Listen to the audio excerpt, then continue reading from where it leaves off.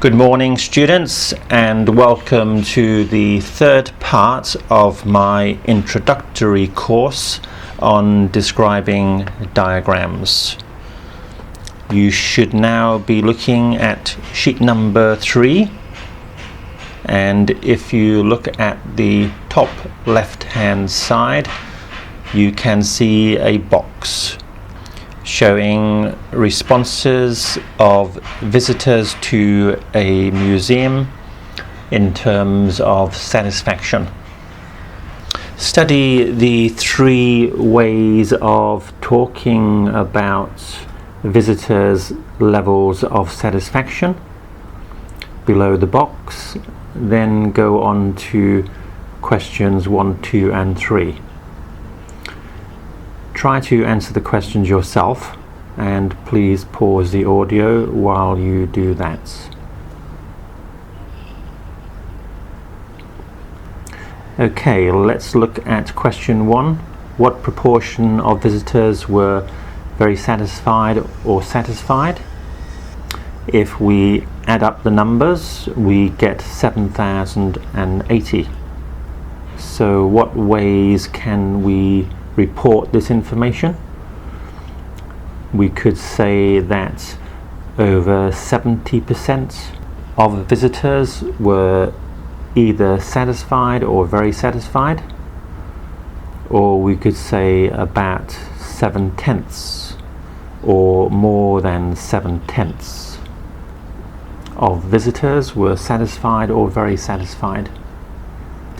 You have the choice here of using the numbers exactly. For example, you can say about 70% or about 7/10, or you could say just over 70% or just over 7/10. This sounds a little bit more impressive if you say just over. It gives some emphasis to the quantity and will get you higher marks in a IELTS exam or any other examination situation. Question 2. What percentage of the visitors had no opinion? We can see the number is 100, so this is exactly 1% or 100th. Obviously, it is easier to say 1% rather than 100th.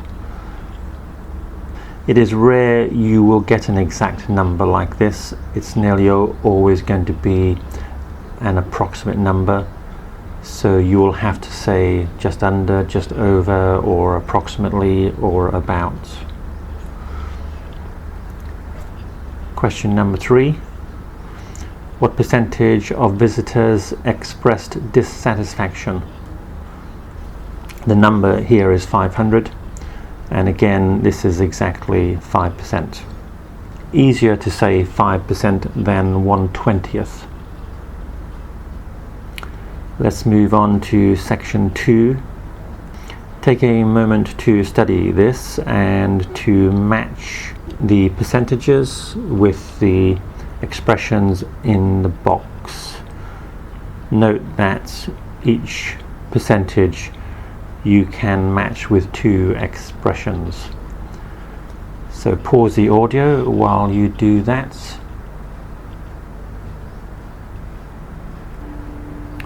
Okay, 10% we can say 1 in 10 or a 10th. 20% we can say 1 in 5 or a 5th. 25% we can say 1 in 4 or a quarter. 33% we can say 1 in 3 or a third. 75% we can say 3/4 or 3 out of 4. And 90% we can say 9 out of 10 only. We only have one match for number 6. The only other option would be 9/10, which is too clumsy. Now move on to the last section at the bottom of the left hand side of the page. Think of another way of saying each of the following, maybe using expressions from the box below. Pause the audio while you think of your own answers.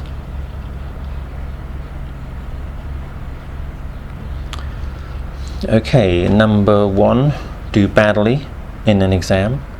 Do badly means not to perform very well. We can use it in an exam, in a competition, in a presentation. So it could be get poor results if we are talking about an exam. Number 2, nearly twice as many, almost double. Number 3, achieve a good grade, do well.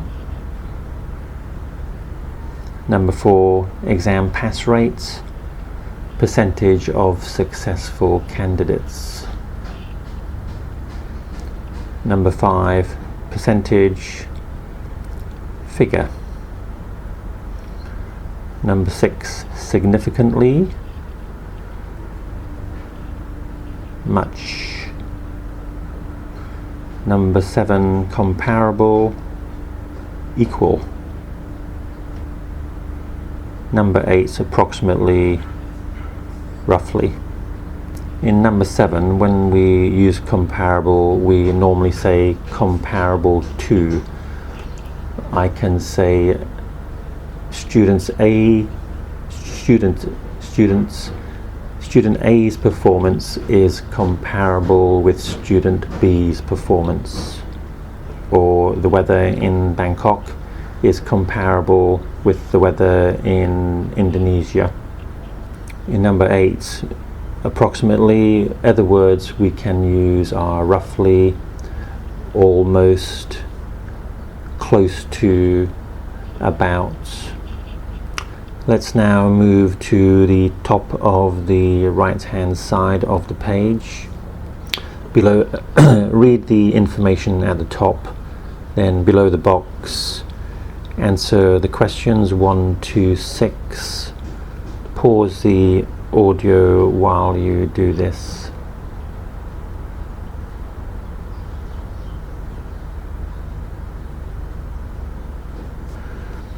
Number 1, 48.5%. We could say just under 50%. You could also say almost 50%. Sometimes the language you use to describe numbers may indicate a positive or negative attitude. With almost, for example, you're probably suggesting a positive attitude. So, for example, almost 50% of students passed the exam. Using the word almost here is suggesting that this is a good result. If you said less than 50% of students passed the exam, this is suggesting a negative attitude. Number 2, 30 people out of a total of 90. We could say exactly 1/3. 3, 43 out of 80. Just over 50%. Again, this is better than saying about 50%. Number 4, 65%, about 2/3, or we could say just under 2/3. Number 5, 7 in 100, exactly 7%. And number 6, 74 out of 100. We could say just over 70%, just under 3/4, or exactly 74%. Again, if you wanted to suggest a positive or negative attitude to the numbers, you could say less than 3/4 of the people. For a positive feeling, for a negative feeling, For a positive feeling, you could say almost 3/4 or almost 75%. Now look at the table below, showing attendance at cultural events in Great Britain in 3 different periods. Then try to complete the writing below with the missing words or numbers. Take some time to do that and pause the audio now.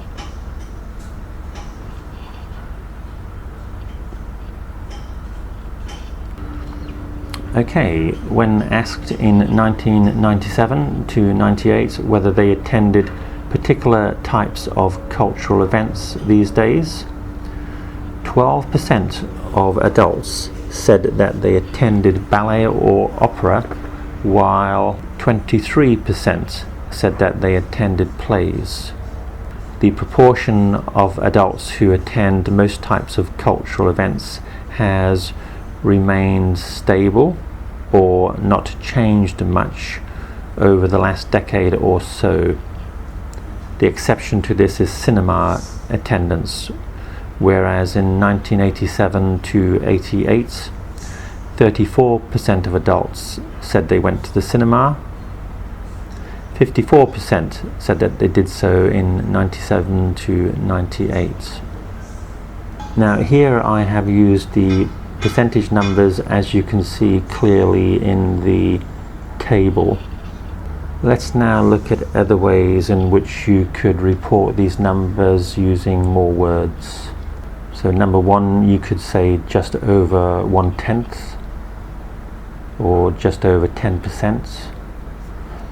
Number 2, you could say almost 1/4 or almost 25%. Number 4, you could say just over 1/3. And number 5, you could say just over 50% or just over 1/2. In an English exam, it's probably best to try to use as many words as possible.